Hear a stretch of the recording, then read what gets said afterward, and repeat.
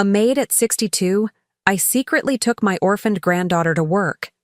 When she saw a billionaire guest, she screamed, "Look, Mommy's watch!" I saw the watch and froze in shock. I confronted him. He went pale, fell to his knees, and asked my granddaughter, "Who was your mom?" When she said the name, he broke down in tears. This changed everything. I'm glad to have you here. Follow my story until the end and comment the city you're watching from, so I can see how far my story has reached. My name is Ethel, and at 62 years old, I never thought a child's scream would change everything I believed about my life. But that Tuesday morning in March, when my 8-year-old granddaughter Veda spotted something that shouldn't have existed, our world cracked wide open. I had been working as a housekeeper for the Whitmore family for 3 years. $500 a week to clean their marble floors, dust their crystal chandeliers, and pretend I didn't exist when they entertained their wealthy friends. It wasn't the life I had imagined for myself, but after my daughter Sarah died 7 years ago, leaving me with a baby to raise on my own, dignity became a luxury I couldn't afford. That morning started like any other. I had dropped Veda off at school and arrived at the mansion by 7:30. The house always smelled like expensive furniture polish and fresh flowers, a stark contrast to our small apartment that reeked of the neighbors' cooking and had heating that worked only when it felt like it. Mrs. Henderson, the head housekeeper, barely looked up when I signed in. "The master bedroom needs extra attention today," she said, her voice clipped with the authority of someone who had never scrubbed a toilet in her life. "Mr. Whitmore has guests coming for lunch." I nodded and gathered my supplies. Jonathan Whitmore was rarely home during my shifts, which suited me fine. The few times I had seen him, he struck me as the type of man who looked through people like me as if we were furniture. Tall, silver-haired, with the kind of confidence that comes from never having to worry about rent money or medical bills. I was halfway through polishing the master bathroom when my phone rang. Veda's school. My heart immediately jumped to my throat the way it always did when they called. "Mrs. Morgan, Veda has a fever," the nurse explained. "You'll need to pick her up." I closed my eyes, calculating quickly. If I left now, I'd lose half a day's pay. But Veda had been fighting a cold all week, and with her asthma, I couldn't take any chances. I found Mrs. Henderson and explained the situation. "You can't just leave in the middle of your shift," she said, her face pinched with disapproval. "She's sick. She's 8 years old and has asthma." Mrs. Henderson sighed dramatically. "Fine, but this better not become a habit. Take her to the staff room until you're finished, and keep her quiet." The staff room was barely larger than a closet, tucked away behind the kitchen with no windows and furniture that belonged in a garage sale. But it was better than leaving Veda alone at home, feverish and struggling to breathe. I picked her up from school and brought her back with me, settling her on the old couch with her tattered stuffed rabbit and a book. "Stay here, sweetheart," I whispered, smoothing her damp forehead. "Grandma just needs to finish cleaning, and then we'll go home." Veda nodded sleepily. She had always been good about staying put when I brought her to work. She understood, in the way children do when they have no choice, that we needed this job, that the $500 a week paid for our $800 rent, her medications, and the groceries that kept us fed. I returned to my duties, working faster than usual. The lunch guests would arrive soon, and everything needed to be perfect. I was buffing water spots from the dining room mirrors when I heard voices in the foyer. Mr. Whitmore was greeting his guests, his voice carrying that smooth charm that probably opened doors and bank accounts with equal ease. I kept my head down and continued working. Invisible. That was the key to keeping jobs like this. Be thorough, be quiet, and never give them a reason to notice you unless absolutely necessary. But then I heard something that made my blood turn cold. A child's voice, high, clear, and unmistakably Veda's. "Grandma? Grandma? Where are you?" My heart stopped. She was supposed to stay in the staff room.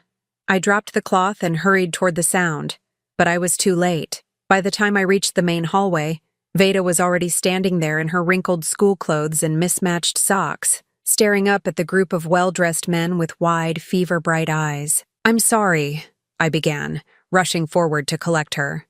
"She's not feeling well, and But Veda wasn't moving.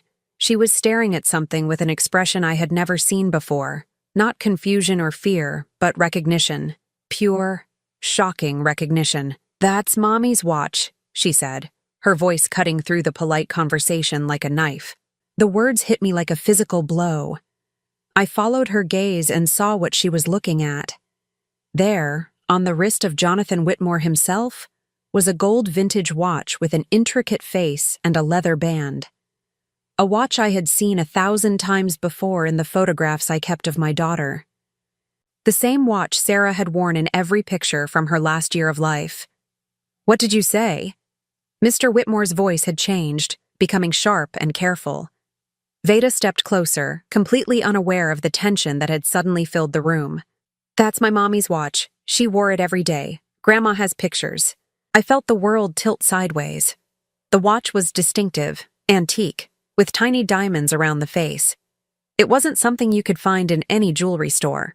There was only one explanation for how Jonathan Whitmore could be wearing it, and that explanation made my legs weak. "Veda," I managed to whisper, reaching for her hand. "Come with Grandma." But she pulled away, her eyes still fixed on the watch. "Where did you get Mommy's watch? Did you know her? Did you know my mommy?" The silence that followed was deafening. I could feel the stares of the other guests, their discomfort at witnessing this unexpected drama. But my eyes were locked on Jonathan Whitmore's face, and what I saw there confirmed my worst fears. He knew. He absolutely knew what that watch meant. His face had gone pale, and his hand instinctively moved to cover the watch. "I don't know what she's talking about," he said, but his voice was tight, strained. "That's a very unusual watch," one of his guests commented, clearly trying to lighten the mood. "Family heirloom?"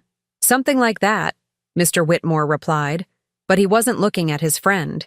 He was looking at Veda, and then at me, with an expression that was part guilt, part fear, and something else I couldn't quite identify. "I think there's been a misunderstanding," I said quickly, taking Veda's hand more firmly. "We should go." But Veda wasn't finished. "It has a crack right there," she said, pointing at the watch face. "From when Mommy dropped it on the bathroom floor. She cried because she said it was important. She said someone special gave it to her." Jonathan Whitmore's hand was trembling now. I could see it, even from across the room. And in that moment, I knew with absolute certainty that this man had known my daughter. More than known her. He had loved her. And then he had broken her heart. The rest of that afternoon passed in a blur of forced normalcy that felt like acting in a play where I had forgotten all my lines. I managed to get Veda back to the staff room, but my hands shook as I tried to finish my work. Every few minutes I found myself stopping whatever I was doing, staring at nothing, trying to process what had just happened. Sarah's watch, on Jonathan Whitmore's wrist, in his mansion, where I had been cleaning his floors and washing his dishes for 3 years, never knowing that this man had been part of my daughter's life. Veda fell asleep on the couch, exhausted from her fever and the strange encounter. I watched her small chest rise and fall, thinking about all the times she had asked me about her mother, about her father, about why we were alone. I had told her that some stories were too sad to share, that when she was older I would explain everything. But the truth was, I didn't know everything. Sarah had been so secretive in those last months before Veda was born. She had stopped talking about the man she was seeing, had become withdrawn and sad in ways that worried me, and then she died, taking all her secrets with her. By 5 o'clock, the lunch guests had left, and the mansion had settled into its usual afternoon quiet. Mrs. Henderson dismissed me curtly, clearly annoyed about the morning's disruption. I gathered my things and prepared to wake Veda when I heard footsteps in the hallway outside the staff room. "Mrs. Morgan?" Jonathan Whitmore's voice came through the door. "Could I speak with you for a moment?" My stomach clenched. I had hoped to leave without another confrontation, to take time to think about what I had witnessed. But apparently, he wasn't going to let that happen. I opened the door and found him standing there, still wearing that suit that probably cost more than I made in 6 months. But his earlier composure was gone. His face was drawn, and there were lines around his eyes that I hadn't noticed before. "Your granddaughter," he began, then stopped. "The watch she mentioned. Could you tell me about it?" I glanced back at Veda, still sleeping on the couch. What do you want to know? She said it belonged to her mother. You have photographs? The careful way he asked the question told me everything I needed to know. He wasn't curious. He wasn't making polite conversation. He was afraid. I do, I said, keeping my voice steady. Lots of them. Sarah wore that watch every single day for the last 2 years of her life. Said it was a gift from someone she loved. Something flickered across his face at the mention of my daughter's name. Sarah, he repeated quietly. Sarah Elizabeth Morgan. She died 7 years ago, 3 days after Veda was born. Complications from the delivery. I watched his face carefully. She was 29 years old and beautiful and scared. Scared because the man who gave her that watch had disappeared from her life right when she needed him most. Jonathan stepped backward as if I had slapped him. I think there's been a misunderstanding. Have there?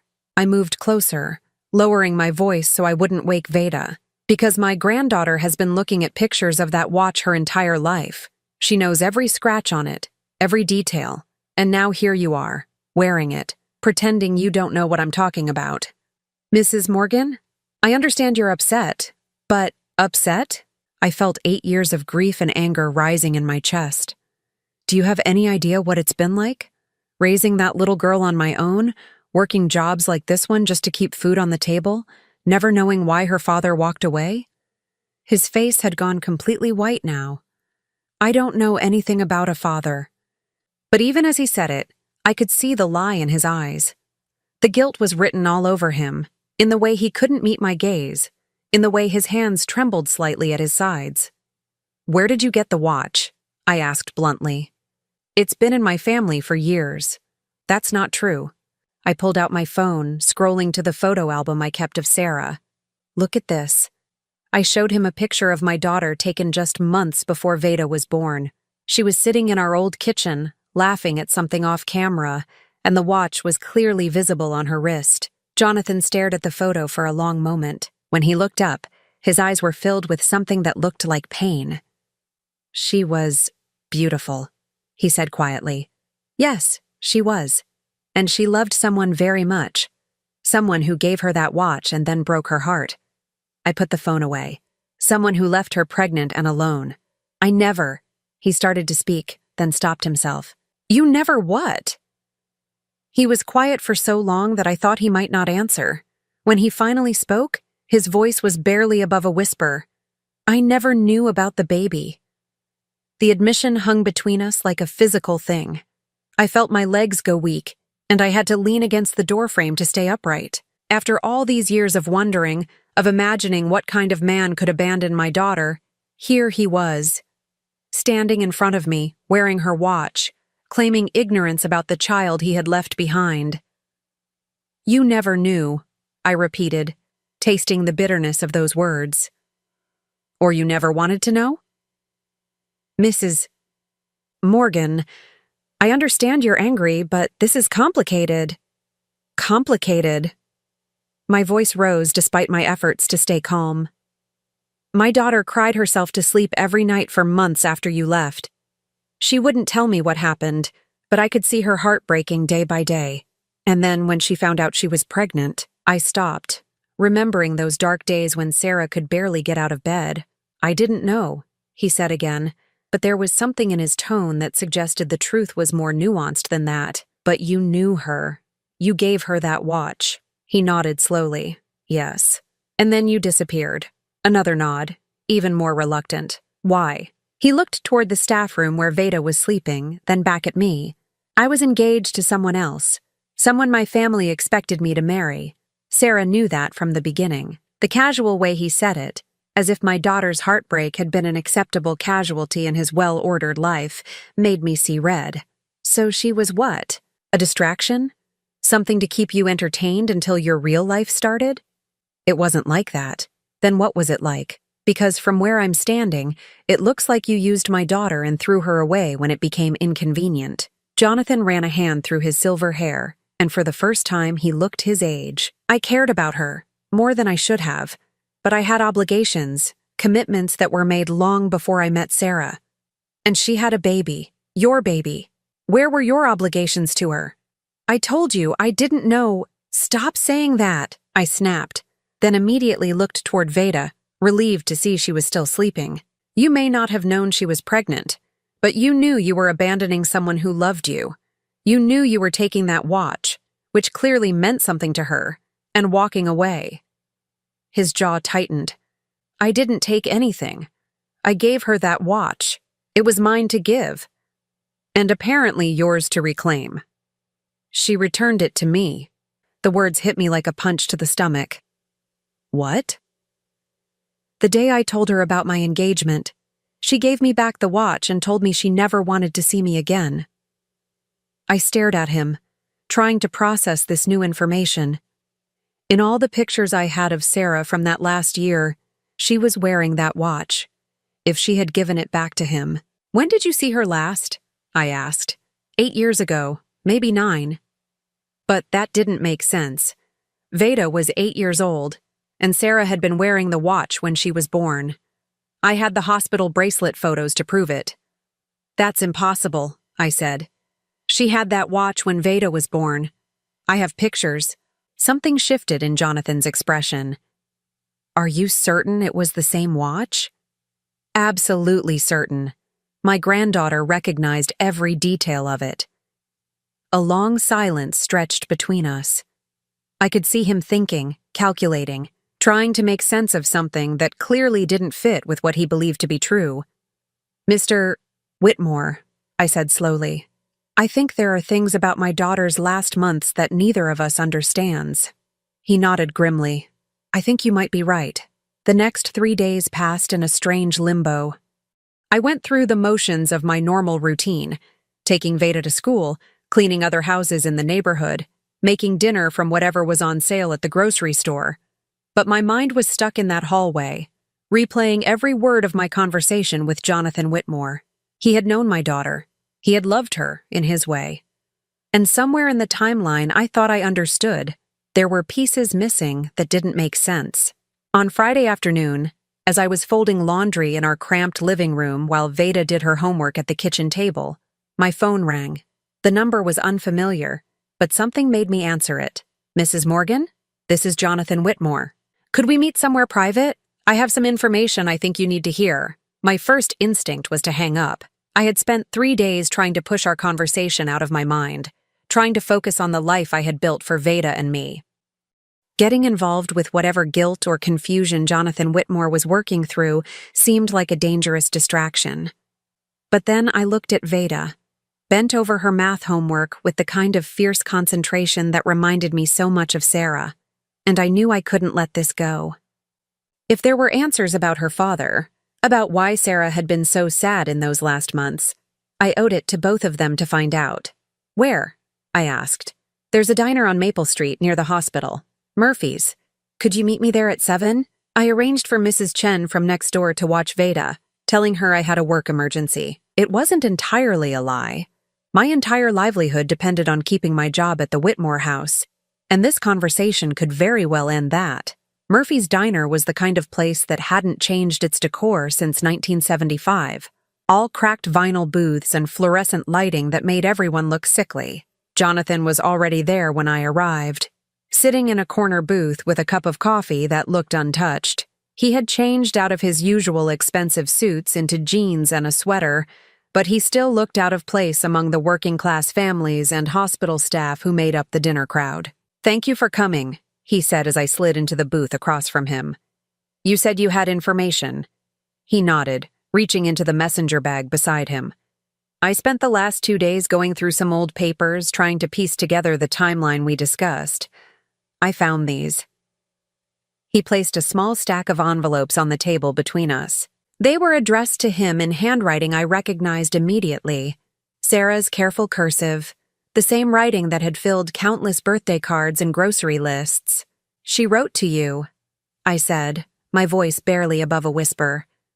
For months after we broke up, the first few were angry, which I understood. I had hurt her badly, but then they changed. He pulled one envelope from the stack. This one came about 6 months after I told her about my engagement. With trembling hands, I opened the envelope and unfolded the single sheet of paper inside. Jonathan, I know you probably throw these letters away without reading them, but I have to try one more time. I'm pregnant. The baby is due in March. I'm not asking you to leave Margaret or change your life.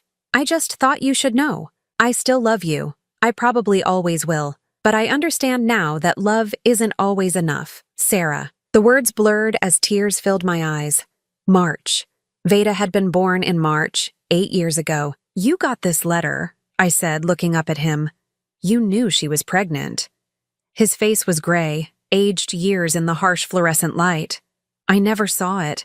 I had my secretary handle my personal mail during that time, and I told her to return anything from Sarah unopened.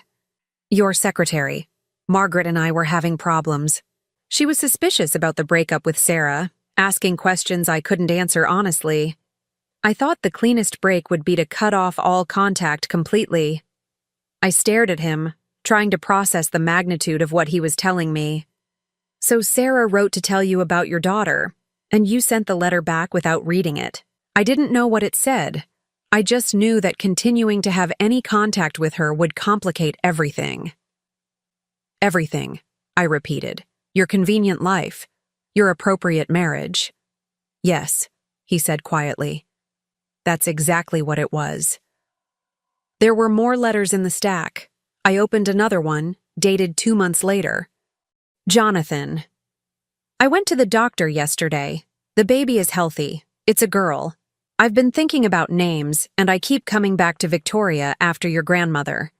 You told me once that she was the only person in your family who really understood you. I bought a crib yesterday with money I've been saving. It's not much, but it's sturdy. I keep imagining what she'll look like, whether she'll have your eyes or mine. I miss you so much it feels like drowning sometimes, but I'm trying to be strong for her. Sarah. Victoria, I whispered. She was going to name the baby Victoria. Jonathan's hands were shaking now. My grandmother raised me after my parents died. She was the most important person in my life. But Veda's name is Veda, not Victoria. Keep reading. The next letter was dated just weeks before Sarah's due date. Jonathan. I saw the wedding announcement in the paper. You and Margaret looked beautiful together. I hope you'll be happy. I've decided to name the baby Veda instead of Victoria. It means knowledge or wisdom in Sanskrit. I want her to be smarter than her parents. Smart enough to know her own worth and not settle for someone who can't choose her completely. This is the last letter I'll write, I promise. But I wanted you to know that I forgive you. I don't understand your choice, but I forgive it. Sarah. I sat back against the vinyl booth, overwhelmed by the weight of my daughter's words. All this time I had imagined that Veda's father was some cruel man who had used Sarah and thrown her away. But the truth was more complicated. He hadn't been cruel exactly. He had been weak. There's one more, Jonathan said softly. This envelope was different, heavier. When I opened it, Sarah's hospital bracelet fell out onto the table, the one she had worn when Veda was born. Jonathan, I know I said the last letter would be the last, but I lied. I'm in the hospital. There were complications, and the doctors aren't sure I'm going to make it. If something happens to me, I need you to know about your daughter. Her name is Veda Elizabeth Morgan, and she was born on March 15th at 3:47 in the morning. She weighs 6 pounds, 4 ounces, and she's perfect. I'm sending you my hospital bracelet so you'll know this isn't some kind of game or manipulation. If you want to find her, her grandmother's name is Ethel Morgan, and we live on Elm Street. I loved you, Jonathan. I loved you enough to let you go. Please love her enough to find her if I can't be here to take care of her myself. All my love, Sarah. The date on the hospital bracelet was March 15th, 8 years ago, 3 days before Sarah died. You got this letter too, I said, my voice hollow. 6 months after it was mailed. My secretary had been stockpiling them, thinking eventually I would want to see them. When she finally gave them to me, it was too late. By then, Sarah was gone. I looked at this man sitting across from me, wealthy, powerful, respected in his community, and saw him clearly for the first time. Not as a monster, but as a coward who had made choices that destroyed the woman I loved most in the world. So you knew, I said slowly. For 7.5 years, you knew you had a daughter, and you did nothing. I tried to find you. I hired investigators, but the address in the letter was wrong. You had moved. We moved because I couldn't afford the rent after Sarah died. I had to take Veda and find somewhere cheaper. I know. By the time I found the right address, you had moved again, and then again. The investigator told me it would be impossible to track you without more information. I laughed bitterly. Impossible? Do you know how many nights I lay awake wondering if Veda's father even knew she existed? Do you know how many times she asked me why her daddy didn't want her? I'm sorry. The words were so quiet I almost didn't hear them. Sorry doesn't give me back 8 years. Sorry doesn't give Veda a father when she needed one. I know. We sat in silence for a long moment.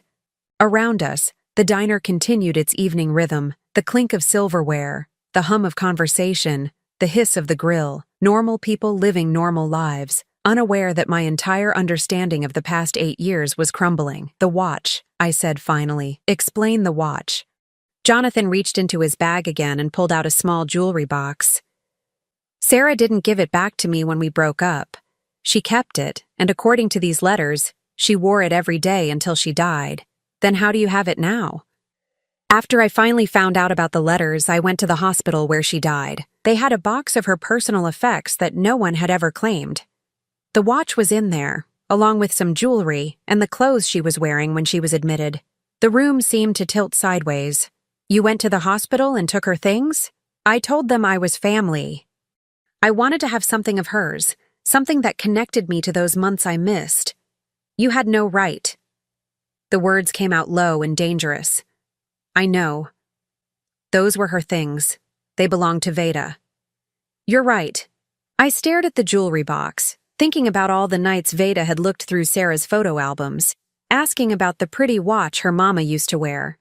All this time, it had been sitting in Jonathan Whitmore's house while we struggled to pay for groceries. I want it back, I said. Of course. He pushed the box across the table. There are other things too. A necklace, some rings. They're at the house. I opened the box and saw the watch that had started everything. It looked smaller than I remembered from the photographs, more delicate, but it was definitely the same one, down to the tiny crack Veda had mentioned.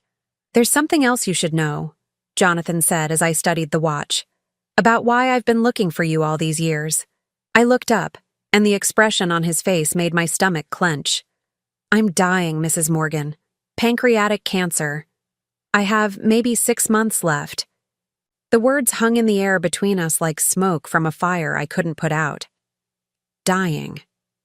6 months. I stared at Jonathan Whitmore across the diner table, trying to reconcile this news with the anger that had been burning in my chest for days. That's why you're telling me this now, I said finally. The guilt is eating at you, and you want to clear your conscience before you die. Partly, he admitted, but also because I want to do right by Veda, by Sarah's memory. I closed the jewelry box with the watch inside, my fingers tightening around it. What does that mean exactly? I want to provide for her. College fund, medical expenses, whatever she needs. I have a will that needs updating. The casual way he said it, as if Veda were a charity case rather than his flesh and blood, made something snap inside me. She doesn't need your money, I said sharply. She needs her father. I can't be her father. Not in the way she deserves. Why not? He ran a hand through his silver hair, a gesture I was beginning to recognize as his tell when he was uncomfortable. My life is complicated. Margaret and I never had children, but we have a certain social standing, obligations. The revelation that I have an 8-year-old daughter from an affair would destroy everything we've built. Everything you've built, I repeated slowly. And what about what Veda could build? What about her right to know where she comes from? She's better off without that burden. Burden? The word came out like a slap. Is that what you think she is? A burden? That's not what I meant. Then what did you mean? Because from where I'm sitting, it sounds like you're more concerned about your reputation than your daughter's well-being. Jonathan's jaw tightened. You don't understand the complexities. I understand perfectly. I leaned forward, lowering my voice so the other diners wouldn't hear but making sure he caught every word. You're a coward who hid behind his secretary's skirts for years, and now that you're dying, you want to throw some money at the problem so you can feel better about yourself. That's not fair. Fair? I almost laughed. You want to talk about fair? Sarah worked 2 jobs while she was pregnant because she couldn't afford prenatal care. I've been cleaning houses for 12 years to put food on the table and keep Veda in school. We've been living paycheck to paycheck while you sit in your mansion wearing her mother's watch. Don't you dare talk to me about fair. The silence that followed was thick with tension. I could see other customers glancing our way, sensing the conflict even if they couldn't hear the details. I know you're angry, Jonathan said finally. You have every right to be. But think about what's best for Veda. A financial foundation for her future versus the chaos that would come from revealing the truth. The truth isn't chaos. It's just truth.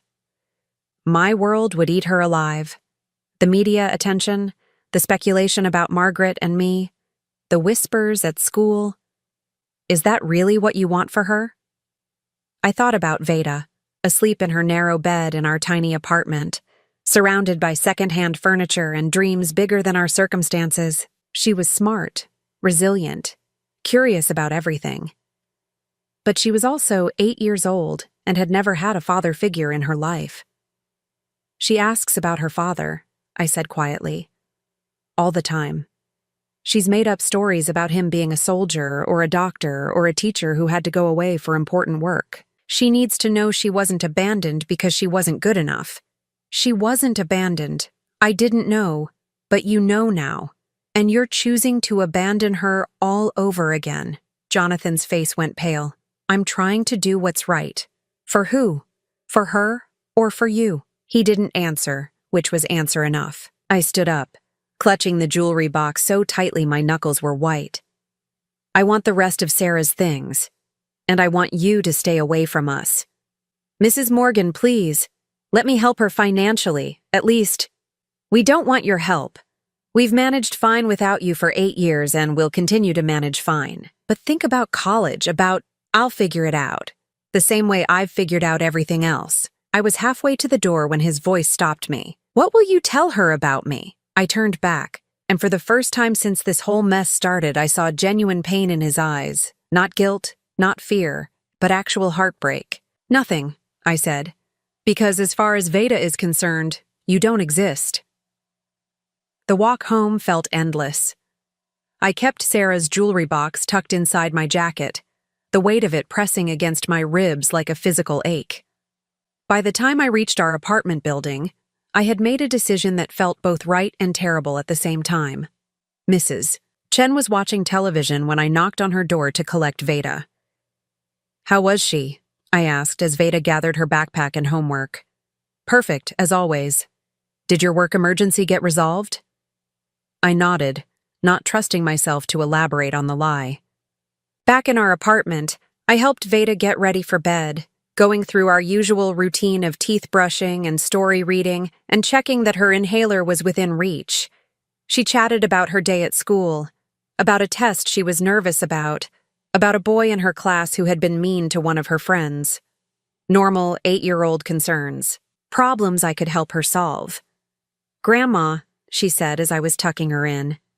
Remember that man with Mommy's watch? My stomach clenched. What about him? Do you think he really knew her? I sat on the edge of her bed, smoothing her dark hair away from her face. She had Sarah's eyes, deep brown, intelligent, always searching. But her nose was different, smaller, more angular, like Jonathan's. I don't know, sweetheart. Sometimes people just have similar things. But it had the crack, the exact same crack. Maybe there's more than one watch like that. Veda frowned, clearly not convinced. Could you ask him, next time you see him at work? The innocence in her question nearly broke my heart. She had no idea that her simple observation had upended everything I thought I knew about her father. She was just a curious little girl who had spotted something familiar. We'll see, I said, kissing her forehead. Sleep now. After she was asleep, I sat at our kitchen table with the jewelry box open in front of me. Inside were the watch, a thin gold chain with Sarah's initial, and a small diamond ring I remembered her wearing on her right hand. Simple pieces, nothing extravagant, but they had been hers. I picked up the watch and studied it in the lamplight. The face was cream-colored with delicate Roman numerals, and the crack Veda had mentioned ran from the 6 to the 8 like a tiny lightning bolt. Sarah had been so careful with her things, but I remembered the day she had dropped this. She had been about 7 months pregnant, tired and clumsy with the weight of carrying Veda. When the watch hit the bathroom tile, she had cried for 20 minutes. It was his grandmother's, she had told me through her tears. It's probably worth more than everything else I own combined. But she had refused to take it to be repaired, said it was too expensive and she couldn't risk making it worse. She had worn it with the crack for the last 2 months of her life. Now I understood why. It wasn't just about the money. It was about holding on to the last tangible piece of the man she loved, even if he had chosen someone else. My phone rang, startling me out of my thoughts. I almost didn't answer when I saw it was an unknown number, but something made me pick up. "Mrs. Morgan, this is Jonathan. Please don't hang up. I told you to stay away from us." "I know, and I will. But there's something else you need to know. About my will." "I don't care about your will. I'm leaving everything to Veda." The words hit me like a physical blow. "What?" "The house, the investments, everything. Margaret and I have been separated for 3 years. We just haven't made it public. She has her own family money. Veda is my only heir." I sank into a chair, the phone pressed against my ear. "How much money are we talking about?" "Approximately $200 million. The number was so large it didn't seem real. 200 million. More money than I could spend in 10 lifetimes. "She can't inherit that much money at 8 years old," I said weakly. "It would be held in trust until she's 25, with you as the trustee. You would have complete control over how it's used for her benefit." I thought about our $800 rent, about the nights I lay awake calculating whether we could afford Veda's asthma medication and groceries in the same week, about the second-hand clothes and the broken heating that the landlord refused to fix. "Why are you doing this?" "Because it's the only thing I can do. I can't be her father, but I can make sure she never wants for anything. Money isn't everything." "No," he said quietly, "but it's something, and it's the only something I have left to give." After I hung up, I sat in the dark for a long time, watching the streetlight filter through our thin curtains and listening to the sound of Veda's steady breathing from the bedroom. In a few months, Jonathan Whitmore would be dead, and my granddaughter would be one of the richest little girls in the state. But she still wouldn't have a father. She still wouldn't have the answers to the questions that kept her awake sometimes, wondering why she was different from the other kids at school who had dads who came to school plays and helped with science projects. The money would change our circumstances, but it wouldn't change the fact that the man who was her father had chosen his comfortable life over her, just like he had chosen it over her mother. I picked up Sarah's watch again, running my finger along the crack that had never been repaired. Some things, once broken, couldn't be fixed. Some absences couldn't be filled, no matter how much money you threw at them. But the money would mean Veda could go to college anywhere she wanted. It would mean she could pursue her dreams without the weight of financial worry that had shaped every decision in my adult life. It would mean she could have choices that Sarah never had, opportunities I could never give her on my cleaning lady's salary. As much as I hated Jonathan Whitmore for his cowardice, I couldn't bring myself to hate his final gift to his daughter, even if it came wrapped in guilt and delivered too late to matter in the ways that really counted. 3 weeks passed in an uneasy quiet. I returned to work at the Whitmore mansion as if nothing had happened, cleaning the same rooms, following the same routines. But everything felt different now. I couldn't dust his study without thinking about those letters Sarah had written. I couldn't vacuum the hallway where Veda had first spotted the watch without remembering the look of guilt on Jonathan's face. He was rarely home during my shifts anyway. Mrs. Henderson mentioned that he was spending more time at his doctor's appointments, though she said it in the casual way people discuss routine maintenance rather than a man facing his own mortality. I had told Veda that I had spoken to the man with the watch, and that he had confirmed it wasn't her mother's after all. Just a similar design, I explained. She had accepted this explanation with the resilience that children show when adults give them answers that don't quite make sense, but signal that the conversation is over. The watch itself sat in my jewelry box at home, wrapped in one of Sarah's old scarves. I hadn't decided what to do with it yet. Wearing it felt wrong, like claiming something that belonged to my daughter's ghost. But leaving it hidden felt wrong too, like denying the connection it represented. On a Thursday afternoon in early April, I was reorganizing the linen closet when Mrs. Henderson found me, her usually stern expression replaced by something that looked like concern. "Mrs. Morgan, I need to speak with you about your schedule." I set down the stack of towels I had been folding. "Is there a problem?" "Mr. Whitmore is quite ill.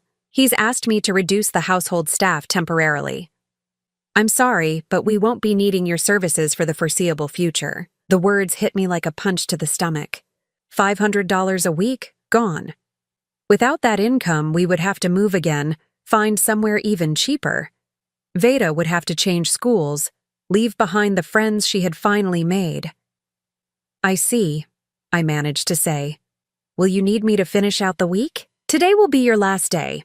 Mr. Whitmore asked me to give you this." She handed me an envelope with my name written on it in handwriting I didn't recognize. Inside was a check for $2,000, 4 weeks severance pay, and a short note. "Mrs. Morgan, I hope you'll understand that this decision has nothing to do with your work, which has always been excellent. I wish you and Veda all the best. J. Whitmore." I stared at the check, trying to process what had just happened. He was pushing me away, cutting off any possibility of contact before his condition worsened. It was probably for the best, I told myself. Clean break, no complications. But as I gathered my cleaning supplies and walked through the mansion one last time, I couldn't shake the feeling that this wasn't really about his illness. This was about fear. Fear of what might happen if he saw too much of Veda, if she started asking more questions, if his carefully controlled life began to unravel. 2 days later, I was sitting in our apartment going through job listings when my phone rang. The number looked familiar, but it took me a moment to place it. "Mrs. Morgan? This is Dr. Patricia Reeves. I'm Mr. Whitmore's oncologist. He's asked me to contact you." My heart started pounding. "Is he all right?" "He's in the hospital. His condition has deteriorated more rapidly than we anticipated. He's asking to see you and your granddaughter. He says it's urgent." I closed my eyes, gripping the phone tighter. "Dr. Reeves, I don't think that's a good idea. Veda doesn't know about their connection, and I don't want to confuse her. I understand your concerns, but Mrs. Morgan, I need to be direct with you. Mr. Whitmore may not have much time left. Days, not weeks. He seems quite distressed about something involving your granddaughter, and in my experience, patients who have unfinished business often struggle more at the end." "What kind of unfinished business?" "He mentioned something about letters. Documents that need to be signed. He says you'll understand." I did understand. The will, the $200 million that would change Veda's life forever. But accepting that money would mean admitting that Jonathan was her father, and I still wasn't sure I was ready to open that door. "Where is he?" "St. Mary's Hospital, room 412. Mrs. Morgan, if you're going to come, please come soon." I hung up and sat staring at the wall, my mind racing. Veda was at school and wouldn't be home for 3 hours. I could go to the hospital, sign whatever documents he needed signed, and be back before she ever knew I was gone. Keep it simple. Keep it clean. Keep her out of the emotional mess that came with having a dying father who had never wanted to know her. But as I grabbed my purse and headed for the door, I couldn't shake the memory of Veda's face when she had seen that watch. The excitement in her voice when she thought she had found a connection to her mother. Maybe she deserved to know the truth, even if it was complicated and painful. 30 minutes later, I was standing outside room 412 at St. Mary's Hospital. Through the partially open door, I could see Jonathan connected to various machines, his skin gray and his breathing labored. He looked nothing like the confident, well-dressed man I had been cleaning up after for 3 years. He looked fragile, human, afraid. I knocked softly on the doorframe. Mr. Whitmore? His eyes opened, and when he saw me, relief flooded his face. Ethel, thank you for coming. It was the first time he had ever used my first name. Dr. Reeves said you needed to see me. I do. Please, sit down.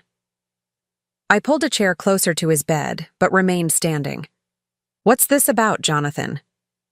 I've been thinking about our conversation at the diner, about what you said about Veda needing to know her father.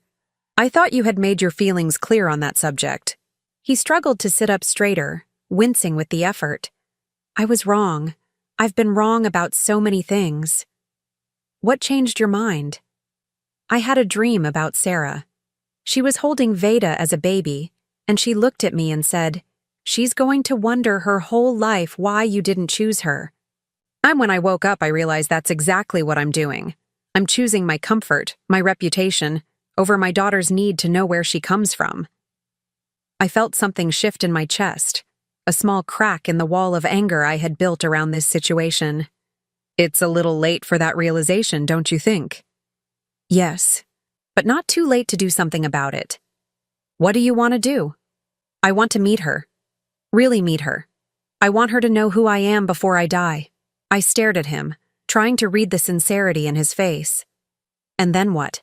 You have this deathbed confession. She gets to say goodbye to a father she never knew she had.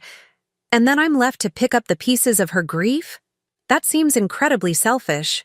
I know how it sounds. But Ethel, I've spent the last 3 weeks researching you and Veda. I know about her grades, her interests, her dreams of becoming a veterinarian. I know you've been saving money for years to buy her a bicycle for her 9th birthday. I know she's been asking for piano lessons, but you can't afford them. The fact that he had been watching us, learning about our lives from a distance, should have felt intrusive. Instead, it felt like something I hadn't expected from him. It felt like caring. How do you know all that? I hired someone to do a background check, not to invade your privacy, but because I wanted to understand what kind of life she has, what kind of person she's becoming without me. And what did you find? I found a little girl who is smart and kind and resilient. I found a grandmother who has sacrificed everything to give her the best life possible. And I found myself wishing I could have been part of that. I sank into the chair, suddenly exhausted. Jonathan, even if I agreed to this, how would I explain it to her? Veda?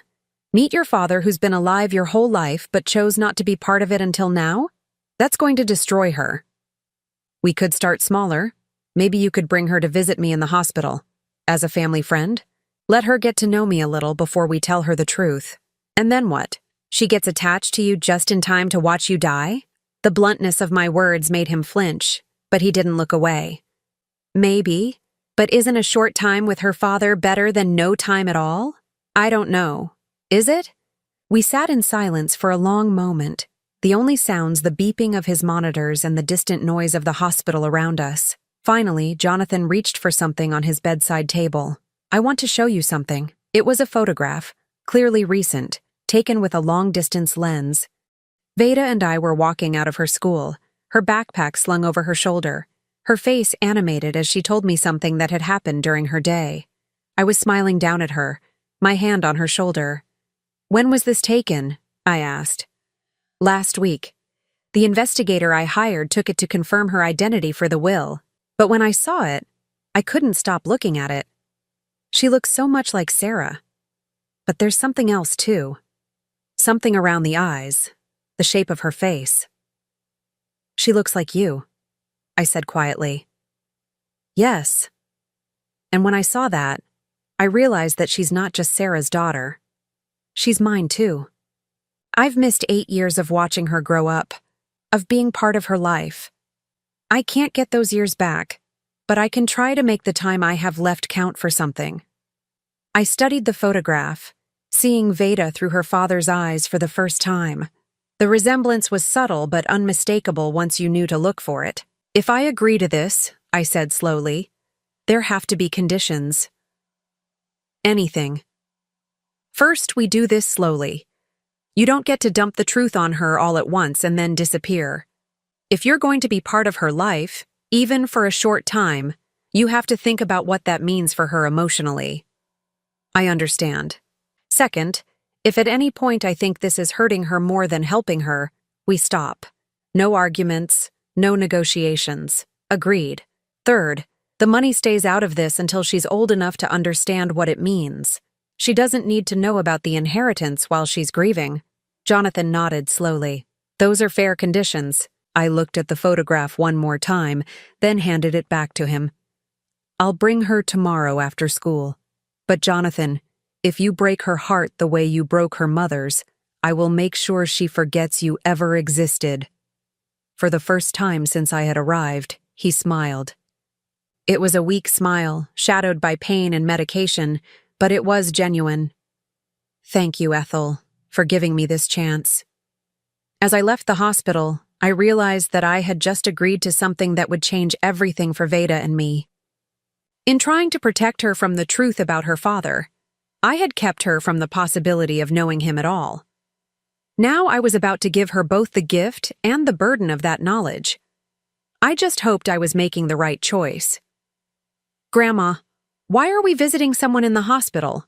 Veda asked as we walked through the automatic doors of St. Mary's. She was wearing her best dress, the navy blue one with tiny flowers that I had found at a thrift store 6 months ago, and clutching a drawing she had made during art class that afternoon. Mr. Whitmore is very sick, I explained, my heart pounding with each step toward the elevator. He's someone Grandma used to work for, and he doesn't have any family to visit him.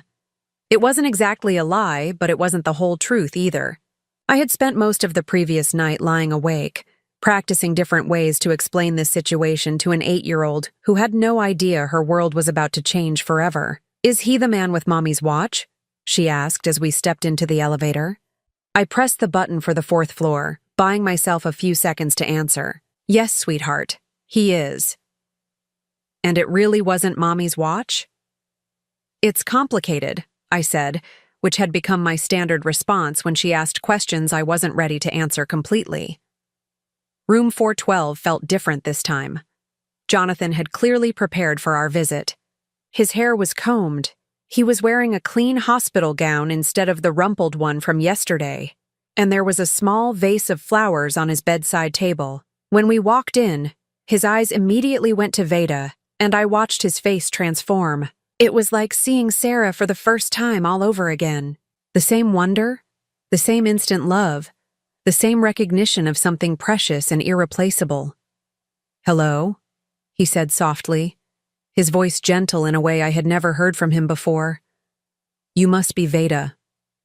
She nodded, suddenly shy in the way children get around strangers in hospitals. Grandma says you're sick.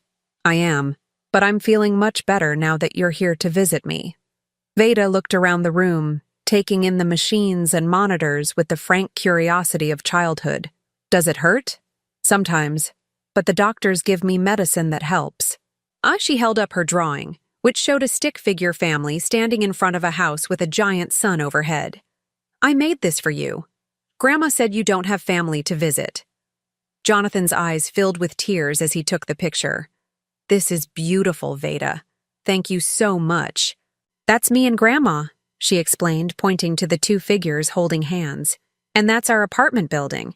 It's not very big, but we like it. It looks perfect, he said, studying the drawing as if it were a masterpiece. Where do you go to school? Roosevelt Elementary. I'm in 3rd grade. My teacher's name is Mrs. Patterson, and she says I'm very good at math. That's wonderful. Math was always my favorite subject, too. I watched this conversation unfold, amazed at how easily they fell into talking with each other. Jonathan asked about her friends, her favorite books, her dreams for the future. Veda told him about wanting to be a veterinarian, about the stray cat she fed behind our apartment building, about how she was saving her allowance money to buy it food and toys. After 30 minutes, I could see that Jonathan was getting tired, though he was clearly fighting to stay engaged with Veda's chatter. Sweetheart, I said gently, maybe we should let Mr. Whitmore rest now. But I want to ask him about the watch, she said, turning back to Jonathan with that direct way children have of cutting straight to the heart of things. Jonathan looked at me and I nodded slightly. We had agreed that he could tell her about knowing her mother, just not the full extent of their relationship. The watch belonged to someone very special to me, he said carefully. A woman named Sarah. She was beautiful and kind, just like you. Veda's eyes widened. That was my mommy's name, Sarah Elizabeth Morgan. I know. Your mother and I were friends a long time ago. Did you love her? The question was so simple, so direct, that it took my breath away. Jonathan was quiet for a long moment, and when he spoke, his voice was thick with emotion. Yes, Veda. I loved her very much. Then why didn't you marry her? I started to interrupt, to redirect the conversation away from territory that was too complicated for an 8-year-old to navigate. But Jonathan held up a hand, asking me to let him answer. Sometimes grown-ups make mistakes, he said. Sometimes they think they know what's best, but they're wrong. I made a very big mistake with your mother, and I've regretted it every day since. Veda considered this with the seriousness that children bring to adult problems they don't fully understand. Grandma says Mommy went to heaven when I was born. She did. And I bet she's watching over you right now, very proud of the amazing little girl you've become. Do you think she's mad at you for your mistake? Jonathan's composure finally cracked. Tears slid down his cheeks as he looked at this child, his child, who was asking the questions that had tormented him for years. I hope she's forgiven me, he whispered. Veda studied his face with that intense way children have of trying to understand the emotional landscape of adults. Then, without warning, she climbed up onto his hospital bed and hugged him. I forgive you, she said simply. If Mommy loved you, then you must be good. Jonathan's arms closed around her, and he held her as if she were the most precious thing in the world. Which, I realized, she was. She was his daughter, and this was the first time he had ever held her. I turned away, giving them their moment, and found myself crying for the first time since this whole complicated mess began. Not tears of anger or grief, but something else. Something that felt like healing. Over the next 2 weeks, we visited Jonathan every day after school. Veda brought him her homework to show him, read him stories from her favorite books, and peppered him with questions about everything from his childhood to his opinion on whether dogs were better than cats. Slowly, carefully, we began to tell her more of the truth. That Jonathan had loved her mother very much, but had been too scared to stay with her. That he had made choices he regretted, but that those choices didn't mean he hadn't cared. That sometimes love isn't enough to overcome fear and circumstances. It was during one of these visits that Veda, with the innocent wisdom of childhood, asked the question that changed everything. If you're my mommy's friend, and you loved her, does that make you like my daddy? The room went completely silent.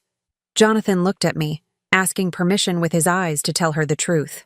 I thought about all the years I had protected her from this knowledge, all the nights she had cried because she didn't have a father like other kids, all the questions I had deflected because I thought the truth would hurt her more than ignorance. Yes, sweetheart, I said softly. That's exactly what it makes him. Veda looked from me to Jonathan and back again, processing this information with the adaptability that children possess.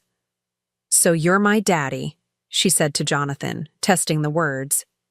If you want me to be. She considered this seriously. I always wanted a daddy. But I thought daddies were supposed to live with their kids and help with homework and come to school plays. You're right, Jonathan said. That's what daddies are supposed to do. I can't live with you or help with your homework every day, but I can love you with all my heart for whatever time I have left. Are you going to die soon? The directness of the question stunned us both, but Jonathan answered honestly. Yes, Veda, probably in a few weeks. She thought about this, then nodded as if it made perfect sense. Then we better make sure you know all the important stuff about me before then. And that's exactly what they did. For the remaining weeks of Jonathan's life, Veda made sure he understood who she was. She brought photo albums from home, showed him her report cards, taught him her favorite songs. She made him promise to watch over her from heaven, the same way her mother did.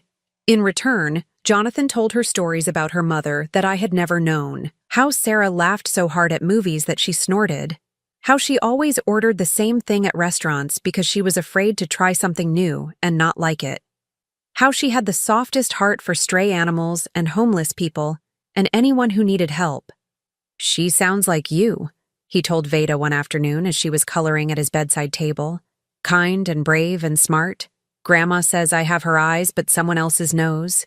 You have my nose," he said quietly. Veda touched her nose thoughtfully. "It's a good nose." "I think so too." When Jonathan died 3 weeks later, it was peaceful. Veda and I were there, along with Dr. Reeves and a nurse who had become fond of our daily visits. Veda held his hand and told him she loved him and that she would take care of Grandma for him. The funeral was small, attended mostly by his business associates, who seemed surprised to discover that he had a daughter. Margaret, his estranged wife, came and spoke briefly with me afterward. She was gracious and sad, and she told me she was glad he had found Veda before he died. "He was different these last weeks," she said. "Happier, even though he was dying. You gave him something he didn't know he needed." 3 days after the funeral, Jonathan's lawyer called to discuss the will.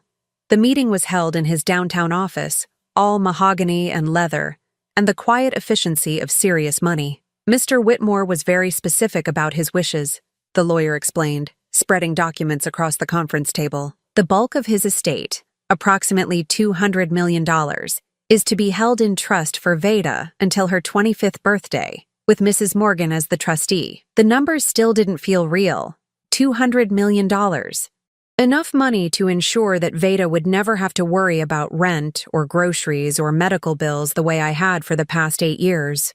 However, the lawyer continued, there are some conditions. I looked up, suddenly wary. Even in death, Jonathan was going to try to control our lives. The money is to be used exclusively for Veda's benefit. Education, medical care, housing, reasonable living expenses. Mrs. Morgan, you're also provided for with a separate trust of $10 million to ensure you're never financially dependent on Veda's inheritance. $10 million for me. There's more money than I had ever imagined having. Enough to quit cleaning houses forever. Enough to give Veda the grandmother she deserved instead of one who was always exhausted and worried about money. There's one more thing, the lawyer said, reaching into his briefcase. Mr. Whitmore asked me to give this to Veda personally. It was a small jewelry box, similar to the one that had held Sarah's watch. Inside was a locket, gold and delicate, with an inscription on the back. "For my daughter, with all my love. Dad." Inside the locket were 2 tiny photographs, one of Sarah, taken when she was young and laughing, and one of Jonathan from around the same time period. That evening, as I fastened the locket around Veda's neck, she looked at herself in the mirror with satisfaction. "Now I have both of them with me," she said simply. "Yes, you do. Grandma, are we rich now?" I thought about how to explain the concept of $200 million to an 8-year-old. "We're comfortable, sweetheart. We don't have to worry about money anymore." "Good. Can we get the kitty from behind our building some real food now, and maybe take her to the vet?" I laughed, realizing that even with all this money, Veda's priorities remained exactly the same. Take care of the people and animals who needed help. Be kind, be brave. Yes, sweetheart. We can definitely take care of the kitty. 6 months later, we moved into a house in a good neighborhood with excellent schools and a big yard where Veda could play. But we kept our routine of visiting Sarah's grave every Sunday, bringing flowers and updating her on how Veda was doing in school, how she was learning piano, how she had decided she definitely wanted to be a veterinarian when she grew up. She found her daddy, Sarah, I told the headstone one autumn afternoon while Veda arranged fresh daisies in the vase. It wasn't the way any of us would have chosen, but she found him. And he loved her exactly the way you knew he would, if he ever got the chance to know her. The watch, Sarah's watch, now sits on Veda's dresser, in a place of honor next to the locket her father gave her. She's too young to wear it yet, but she likes to hold it sometimes while she's doing homework or reading before bed. "It tells time backward," she told me one evening, studying the crack in the face. "It goes from when Mommy had it to when Daddy had it to when I have it. Like a story moving through our family." That's exactly what it is, I realized. The watch isn't just a piece of jewelry.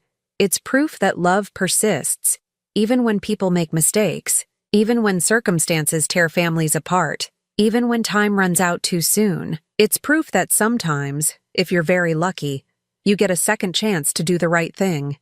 And sometimes, that's enough. Now I'm curious about you who listened to my story. What would you do if you were in my place? Have you ever been through something similar?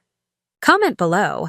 And meanwhile, I'm leaving on the final screen 2 other stories that are channel favorites, and they will definitely surprise you. Thank you for watching until here.